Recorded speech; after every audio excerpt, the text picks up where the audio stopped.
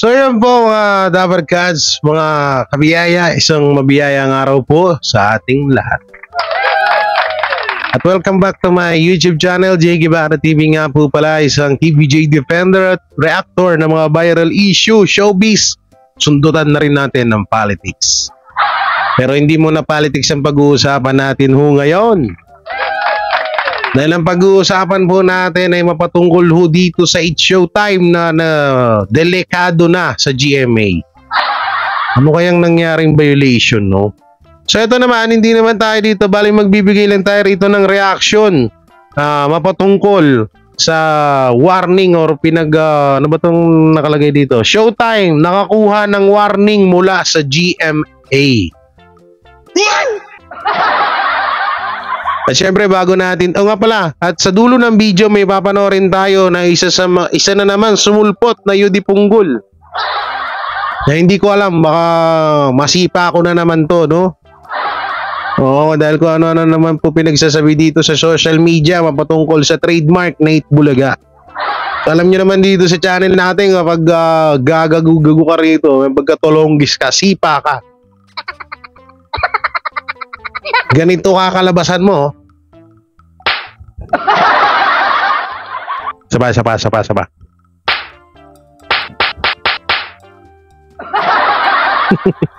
Ganon ang kakalabasan mo kapag ikaw ay loloko-loko rito. At syempre bago natin ito simulan, don't forget to like, share, comment, and subscribe sa ating YouTube channel at pipindot na lang din po yung bell button para lagi tayo updated sa ating mga video araw-araw. So, umpisahan natin dito.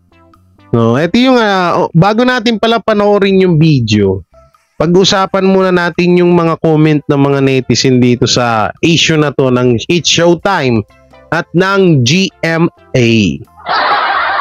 So dito sabi niya, parang kasama ata. Wait lang, basahin natin sa pinaka sabi ni Francis Paul Torres yan.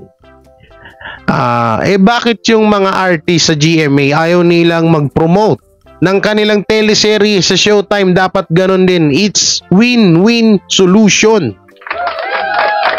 So may ibang mga reply dito. Sabi nila true. Oh. Ito pa. Narinig ko naman yun, tawa ni wala pala yun. Arabo po ang salita ng Morocco, pero marunong din sila ng French. Ano yun? Ito. Parang kasama ata sa airtime agreement yun na bawal nila banggitin ng show na hindi related sa GMA or GTV in the first place. Pinirmahan nila yun, so dapat sumunod sila. So ito na nga yung pinaka rito na dapat sumunod ng It's Showtime sa rules and regulation ng GMA kung ano yung mga kanilang dapat gawin dito sa kanilang show. Hay nako, sabi niya, ito galit ata to. Hay nako, pwede ba, di ba sabi nila na wala ng network war, bakit pa sila pinagbabawalan mag-promote kung maganda naman ang serye sa kabila? Dapat di sila matakot, no? Tama naman. May point naman. Ito ba, haha. Lalo na ang chika is tinalo ng, ano to? Okay, hanap pa tayo dito. So, siguro, mas maganda. Simulan na natin to sa video nito. Ito yung mga, bali dati binanatang ko din to kasi mali-mali yung mga pag-react nila sa TVJ. So ngayon, sila yung papanoorin natin para lubos na nating maunawaan kung ano nga ba itong pag-warning ng GMA sa It's Showtime. So ito po, panoorin natin. Kapit ka ng husto dahil mukha yatang hindi 3, hindi 4, kundi kung hindi mukhang alam mo yung makakatanggap ito ng award. Actually nakatanggap ng award. Ay, sino? Kabog Award. Ay talaga? Award talaga, literal. Nangalngalan sila? Oo. Hindi Sino? naman totally nangalngalan. Ano? Pero nabigyan ng award. Nangalngalan. ng Showtime ng ABS-CBN ng GMA7 matapos kasi itong, alam mo yun, sa sobrang siguro na overwhelmed sila Mare last week, ay para bang, alam mo yun, sa walang habas nilang kasiyahan, alam naman natin ang Showtime is very good vibes, diba? Correct. Kaya lang, sa sobrang pagka-good vibes, parang nakalimutan yata nila na may mga restrictions sila na dapat sundin. Dahil lang sa pagbanggit nila sa teleserye ni Kim Chu na Linlang. Bakit ba Mare? Paliwanag ka natin. Kasi nga 'di ba last week ay talaga nga naman nagsimula ng umere sa prime time ang Linlang ni Kim Chu na kung saan nga naman ito ay inabangan at inantabayanan talaga ng alam mo yon ng mga utawnes dahil nga panghapon lang ito usually na napapanood, 'di ba? Pero eto Mare, mainit ang pagtanggap sa kanya last week at kung saan nga naman kinongratulate ka agad ni Chang Ami, nadula si Chang Ami na para bang congratulations sa Linlang, keme ni Kim Chu. Syempre kasamahan nila yan sa Showtime, diba? Kumbaga parang i-congratulate nila sa success. Biglang alam mo yon, biglang si Kim Chu ay hindi parang siguro na pagsabihan na bigla niyang sinasaway si Chang Ami na Bawal. Diba, wait lang, wag dire-diretso. Ay, teka Mare, paliwanag na natin bakit ba hindi pwedeng promote nga ba hindi sa pwede? Showtime itong Linlang? Hindi, kasi alam naman natin na may partnership ang GMA7 at ABS-CBN for Showtime at sa iba pang mga proyekto. But the teleserye itself, kumbaga parang ang partnership naman kasi nila doon na umiere sa TV5. I see. So kumbaga parang may so connected na naman to sa TVJ. Alam na this. Kasi yung teleserye pala ni Kim Chu at yung mga teleserye ng mga aktor dyan sa Showtime kung saan man aktor sa ABS-CBN ay may connected kasi yan sa TV5 kaya pala winarningan. Kaya naman pala. I got it, you know. Garitin mo mukha mo. Grabe naman pagka-bitter ng GMA. Anak ng teteng. Porket TV5, porket kaano lang ng TV5, gaano. Samantalang pinagkakakitaan din naman nila ABS-CBN, kaya nga partnership Pero yun nga, baka nasa rules nga yun. Alam nyo naman, ang mga host sa Showtime ay minsan talaga hindi nakakapag tawag dito, hindi nakakapagpigil or minsan nakakalimot sila sa sobrang kasiyahan nila or so sobrang yun, kasiyahan nga. Ano pa ba ibang terms dun? Nakakalimutan nila yung mga dapat nilang iwasan. Katulad nito, nung about teleserye. Kasi nga, nakaano yan sa TV5, magkasosyo yung about dyan sa teleserye na yan. So, hindi ko masyadong alam. Kung sino may nakakalam, may comment nyo dyan. Ibig sabihin, kaya pala pinagbawalan ng It's Showtime. Kaya pala winarningan ng mga host ng It's Showtime. Naubo pa ako. Nakalunok ako ng lamok. Pero in fairness, ang sarap pala. Maalat-alat.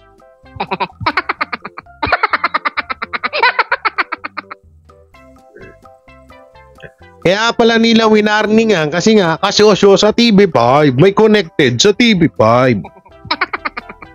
Alam naman din natin kung gaano ka-hate ngayon ng GMA etong TV5. Dahil halos nauungusan na sila ng fountain. Hindi, sige, sabihin na natin, number 1 network ang GMA. Sige, nandun na tayo, pero wag ka. Ganon na lang ang pagitan nilang dalawa. Kapiranggot na lang. Tsaka di hamak na mas malaki yung kita ng TV5 kaysa sa GMA ngayon. At lalo na sa ABS-CBN. Ang galing, no? Partnership lang. Nangungupahan lang sa inyo pero dinaig pa kayo sa kitaan. So tuloy natin. Kasi ng programa GMA7 kaya may mga ibang teleserye na ipinalalabas although content provider na sila. Oo. Pero ba may mga ibang shows na hindi sila ina-allowed na mag-promote sa GTV. Kaya nga naman din nung sinabi din parang kamakailan lang din si Meme Vice naman sa sobrang natuwa din kay Kim Chu. Nung sasabihin niya sana na, "Ay, congratulate kay..." Biglang, alam mo yun, nagkaroon daw ng katahimikan sa studio. Alam mo, nakaka-confuse. Nagkaroon ng katahimikan kasi kumbaga parang napagsabihan na siguro sila na hindi nyo pwedeng i-promote dahil ganito, dahil kalaban, dahil tsaka isa pa, partner nyo yan with other network, hindi sa amin, diba? Kasi hindi naman din maipalalabas talaga yung mga primetime teleserye ng ABS-CBN. Correct. Dahil may sariling primetime teleserye na ipinalalabas din under Kapuso Network. Na kung tutusin tapat-tapatan. So, kung papayagan nila mag-promote si Kim Chu, di para na rin nilang sinabi. Promote yung kalaban. Walang wawa yung teleserye nila, di ba? Di ba yung mga ganong aspeto? So, napapabalita naman. Ay, talaga. Naligwakers. Pero yun na nga, as in talaga nga, nakakuha sila ng warning from GMA7 na, oops, teka, sandali, know your limitations, guys. Hindi porket nandyan pang noontime show kayo, is ipopromote. Pero ito dati nangyari na rin to sa TV5. Nangyari na rin to mga Kadaver Cats. Pero never na winarningan. Wala pang TVG noon. Ano ba yung tanda ko yun eh. Na napabanggit ng isang teleserye na connected sa GMA at sa ABS-CBN tapos naibanggit sa TV5 pero never pong nag-warning at never nagalit ang TV5. Dito mo mapagtatanto na kung gaano nga ba kung pagpapantayin niyo po ang GMA to TV5 to Annette Gozon Valdez to Manny B. Pangilinan. Yan, mga pangalan na ng mga big boss yan talagang dito nyo maiisip na buti pa ang TV5 malawak yung pangunawa sa mga artist, malawak ang talagang hindi sila masyadong garapal, hindi sila masyadong gahaman, hindi sila masyadong maselan sa pagdating sa gano'n. Kasi biruin mo, ito si Chang Ami, di ba? Hindi niya naman alam yun. Kung alam ni Chang Ami yun, hindi niya naman sasabihin siguro yun. Alam naman na yan, di ba? Na rules yun. Yung nga lang nadulas at kaagad winarningan sila. So, ay nako. Alam mo yung dire-diretso na may laya kayong i-promote dyan sa platform ninyo na baka nakakalimutan nyo is teka sandali limited yung mga pwede nating gawin. Parang ganon. Pero hindi naman siya as in nega na tipong nega award. Kumaga parang siguro, oops, teka sandali. Let me just remind you guys. Mare, may nabalitaan ako kasi alam mo naman kapag sa kliyente, Mare, may pakete or package silang ina-avail para sa ganun ay makapag-ere ng kanilang mga patalastas. Balita ko, Mare, ay na-warningan or nasabihan na din sila tungkol dun sa ginagawa nilang brandagulan. Yung pagbabanggit ng mga ini-endorse nila mga kasi may restrictions din. Kumbaga kung hanggang saan lang yung pwede lang pagbanggit. Diba, lalo kay Ann and Vice, diba? Para sila kasing food chain. Hindi lang, pati si Kim Chu food chain din. Diba? Well, actually, si Ann tsaka si Kim Chu. Alam nyo, mag-iigpit talaga yung GMA na yan kasi nga, mas biruin mo ba naman? Ikaw ba naman? Ikaw may-ari ng bahay. Nangungupahan lang ang ABS-CBN sa GMA. Tapos, ABS-CBN mas malaki pa kita kaysa sa GMA. Diba? Mapapawat ka talaga diba? Puri mo sila yung nangungupahan lang sa kanila ang ABS-CBN pero mas malaki pang kita na ABS-CBN kaysa sa kanila. Tsaka yung about dun sa mga endorso, lalo't hindi naman nagbabayad or hindi naman pinagkakakitaan ng isang network, totally bawal ho talaga yan na i-endorso, tawag dito, i-flex or i-promote sa isang noontime show. Totoo naman ho yan. Oo, totoo naman ho yung gano'n kasi bawal talaga yon. Hindi naman, saan ba naman? Business yan, network, business yan. Tapos ipopromote ka doon sa show nila, sa noontime show, tapos hindi ka naman, ay nako. So yun lang, no? So biruin mo yun, grabe ka, no? Grabe ka, tawag dito, grabe ka, bakit ano? Hindi ko napansin, pala naka-screen recorder. Grabe ka, grabe ka higpit ang GMA pagdating sa mga ganyan na bangayan, no? So, dito tayo. Ito yung inaabangan sa akin ng lahat. Alam ko, inaabangan nyo rin ako na, na tawag dito, na reactionan ko to. Alam nyo alam ko yan. Nire-request sa akin to ng mga Dabber Cats. Na-reactionan ko daw ang tatay ni Arn at the Best Pill. Na walang iba kundi si Prod.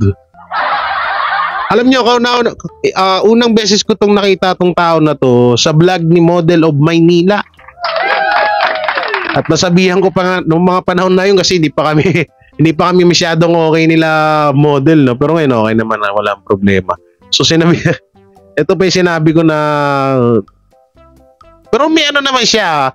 Alam niyo kung sa utak, sa talino, meron naman siyang talino, pero wala siyang, kahit ako kasi, kahit ako na marami akong marami akong alam sa batas, pero wala pa rin akong karapatan na para, kasi dito kasi pinagtutuluakan niya na paniwalaan mo ko. Kaso paano ka papaniwalaan? Hindi ka nga attorney, hindi ka judge. Kung judge ka, pwede. Kung attorney ka, pwede. Katulad nila attorney Libayan, attorney Claire, attorney Rene Nuevo. Diba? May mga may mga lisensya at talagang kilalang attorney. Ikaw, attorneyhan ka lang dito, nagpapakilala ka lang dito sa social media. Kahit kami mga vlogger, small YouTuber, wala kaming karapatan na, paniwalaan nyo kami kasi totoo itong sinasabi na. Alam mo, totoo sa sarili. Kung totoo man na iniisip mo na totoo yung sinasabi mo, sa'yo lang yun. Ito kasi, yan naman itong title niya. Itbulaga Proud Baliktad. Ewan ko lang sino kaya baliktad? Ikaw o Sige, play natin. And subscribe to my channel if you want to have the... Wala kayong pakialam, subscribe channel mo. Ito, we have submitted a written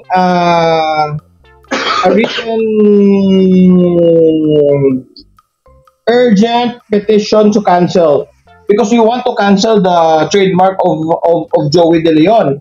Because you see, the reason why it's notarized, it's notarized. There, it has a notarization, and we sent this to the IPOFIL office. Anong notarized? Here's the LBC. I said it. Anong notarized? Notarized ka dyan. Sasabihin to, notarized to. Ay, huwag mo akong gigilin. Mawawala ka bigla dyan sa screen. Attorney Roel Barba, he's the Director General of IPOFIL. Kasi yung adjudication officer, talagang nagsabi na fraud daw fraud. You know, fraud is such a heavy word. Fraud pala, fraud. Will not make a mistake of registering it in merchandising, buwelo tayo, buwelo. To show business, if they are really fraudulent. It was a mistake by their lawyer, Attorney Lainez, who bobo yung lawyer na bakit ka nilagay sa merchandising.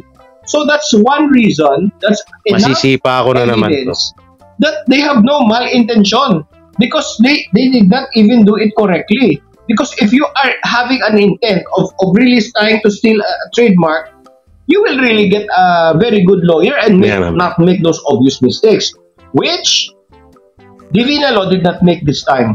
Because I talked to Attorney Buko. You know, I talked to Attorney Buko. Hindi mag-usap kayo. Sabi ko, why is it that you did not file for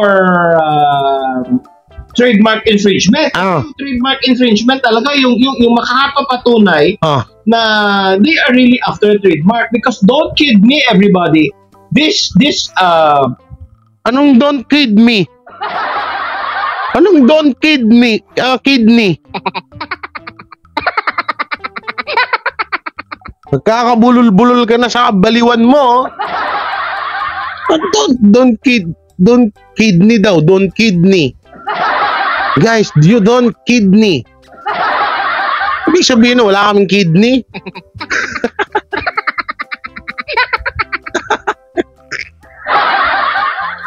May isa na lang. Ay, lako, bakit ganito mga vlogger nyo, type? Mga vlogger nyo, type, ba't ganito?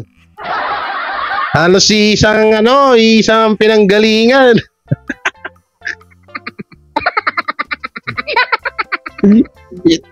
Guys, you don't kidney. This trademark war is about trademarks. Agawan ng trademark to, hindi to copyright. Copyright is just about airing of shows. O, tama naman. So wag na nila akong etchusin. O, pakialam nila sa'yo. Tama naman yung sinabi mo, agawan to ng trademark. Ano ba yung nangyayari ngayon? Agawan ng lupa? Agawan ng bubong ng APT Studio?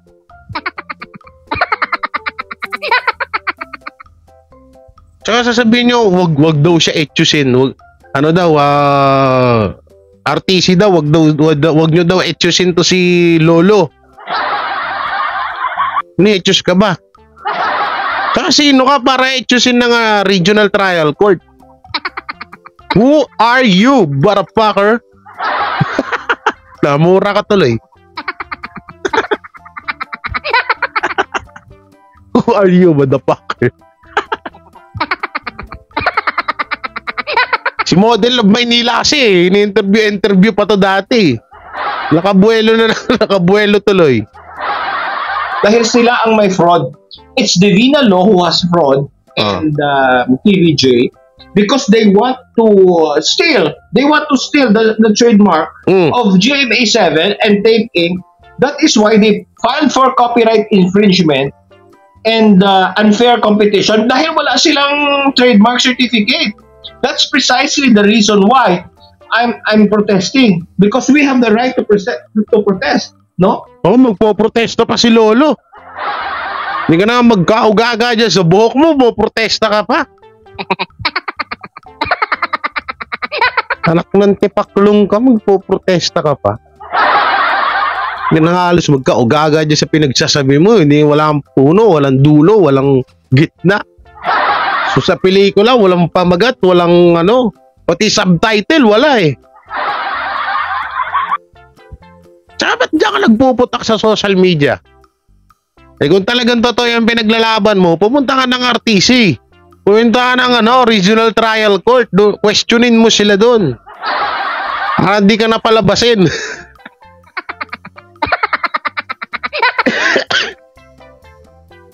Mali kasi yung mga abogado. That's me and Attorney Buko. Sino mali? So I know, I talked to him. So, mali si Attorney Buko. Kasi sabi niya, di ba, mali kasi ang mga abogado. So, sino ka ba? Abogado ka ba? Ano ka namin papaniwalaan, Lolo? Hindi ka na abogado.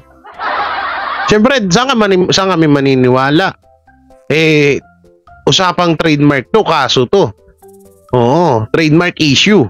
So, parte to ng batas. Oo. So, kung hindi namin papaniwalaan ng mga attorney gawa ng sinabi mo, sino papaniwalaan namin? Ikaw. Sumagot ka. Sino papaniwalaan namin? Ikaw. Sino ka ba? Attorney ka ba?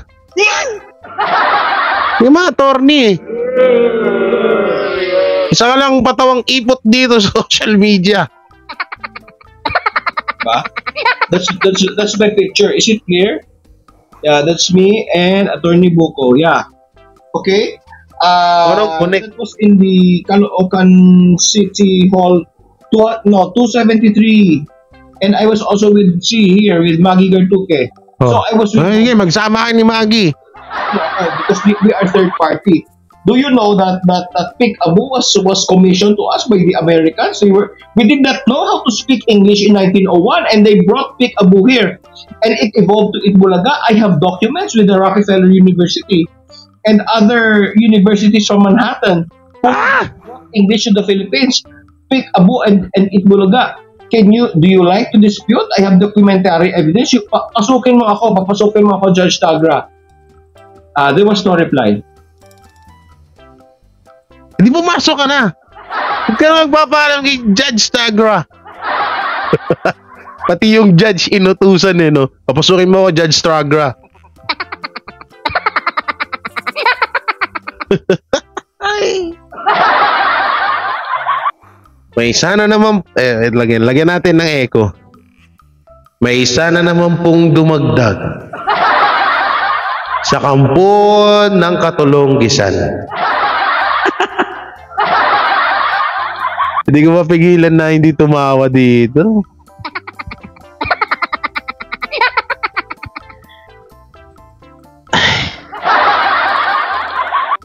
Because Judge Tagra, I think, went on with the narrative that there is really fraud.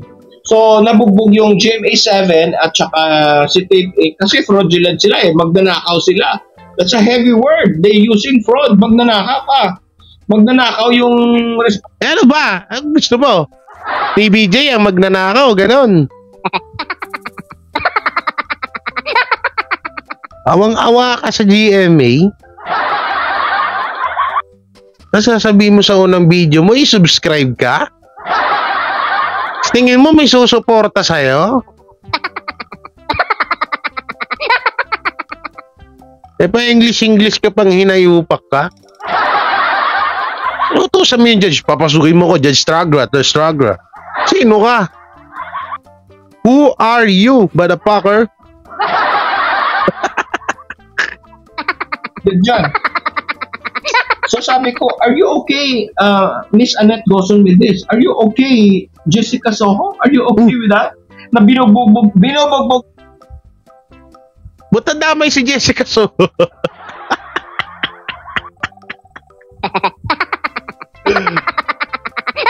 Ba't nadamay si Jessica Soho? Trademark issue to.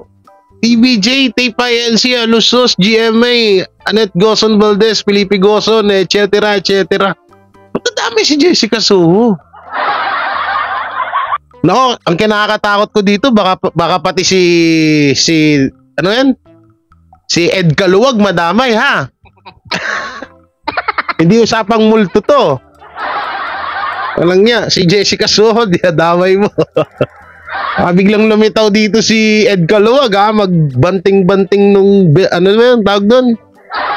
Tapos biglang magsasabi na, pumunta ako dito para makipag-usap, hindi makipag-away. Labalawad to mga to. Ay, lakalaya. Pati ako stress ako sa inyo. Yung ulitin natin, ha? Sabi niya, Jessica Soho. Tuloy daw kasi ang chat. Ala, ba't lumitaw si Smigol? Nung kamali ako ng pindot. Sorry.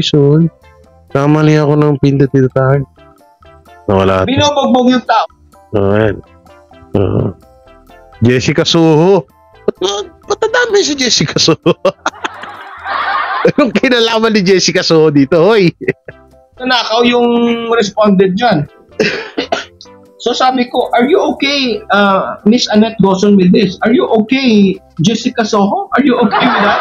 Na binobogbog yung tao nyo araw-araw, umiiyak sila sa kakadefend ng Itbulaga, while we, the shareholders, are only waiting for dividends in our air-conditioned offices. Si Yorme at saka si Paolo Contis yung nabubugbog ng mga bashers, and probably usapang deserve nila yon. So they made it a joke, tahanan walang pundasyon, and we have such low ratings now. Is that okay with you? Is that okay? Because if it's okay, Ma'am Gozon, and if it's okay, Jessica Soho, and it's okay to all the other officers of GMA7, then it's okay with me. It's okay. And you, nabubugbog pala kayo in public, eh. But as for myself, as a third party in this case, It's not okay Hilig ka with sa me third party, ha? that I will be denied the artistic right to use Itbulaga, which is a classic children's game, no? It's a classic children's game, and I'll show to you what Joey De Leon said. Oh, here, listen to Joey De Leon, ha? This is what he talked. This is... Kasi pag nilalaro ko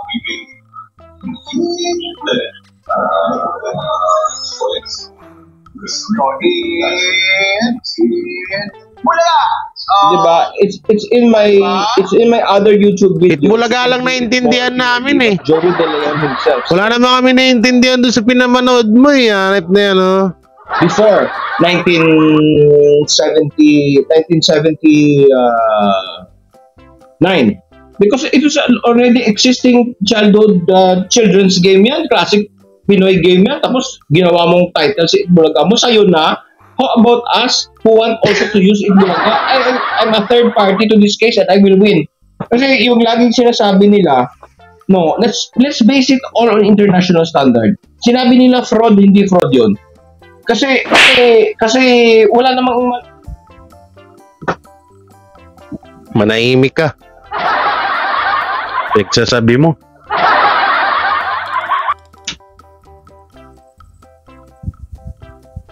Magkano? Sponsoran kaya kita ng gamot mo. Ba't kaya ganito yung mga vlogger sa kabila, no? Nagtataka na ako, no? Sabi niya kasi dito, isa lang daw na title ng show na pangbata, tas ginawa inangkin-angkin na daw ni Henyo Master. What? You eating my nerve, Lolo? You eating my nerve. Pa-English. Pero yung sabi ko, doon kay Arn, may pa-English yung mga vlogger sa kabila. May pa-English sila, pero kapag hinimay-himay mo yung mga pinagsasabi nila, nonsense. Ako, pang tambay salita ako dito, pero naninipa. Charot.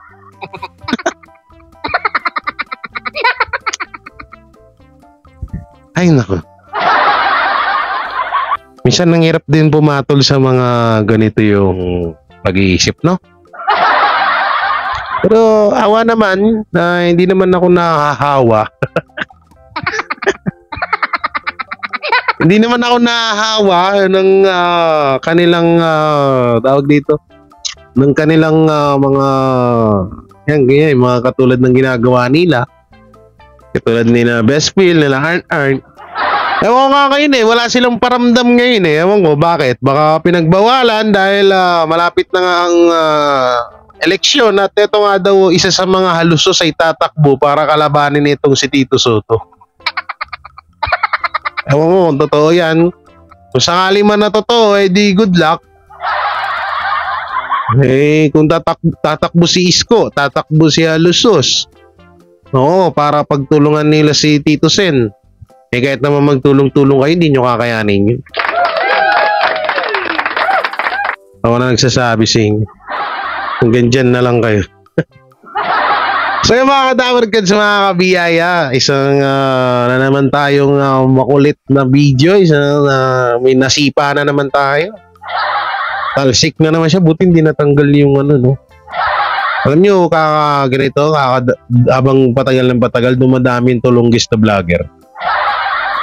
Oh, patagal ng patagal, baka ilang buwan, sira na tong phone ko. Oh, baka, pwede naman dyan. Bibo, baka naman. Pag-depend kaya ako kay Kuya Will, no? Bibigyan ako cellphone nun. So yung mga Dabargads, mga kabiyaya, hanggang dito lang yung video natin. Anong masasabi nyo? I-comment nyo lang po dyan sa baba. At syempre, don't forget to like, share, comment, and subscribe sa ating YouTube channel. At pakipindot na lang din po yung bell button para lagi tayo updated sa ating mga video araw-araw. So maraming salamat. Ingat po kayo palagi. At maraming salamat din po sa patuloy na suporta nyo sa ating #1 na noontime show na Itbulaga ng Tito Vic and Joey sa TV5. At syempre maraming salamat na rin sa patuloy na pag-share at pagsuporta sa amin ng mga TVJ Defender. Yan kayo mga Dabarkads talaga. Maraming salamat. So hanggang sa muli, ingat po kayo palagi. God bless and peace and bye-bye.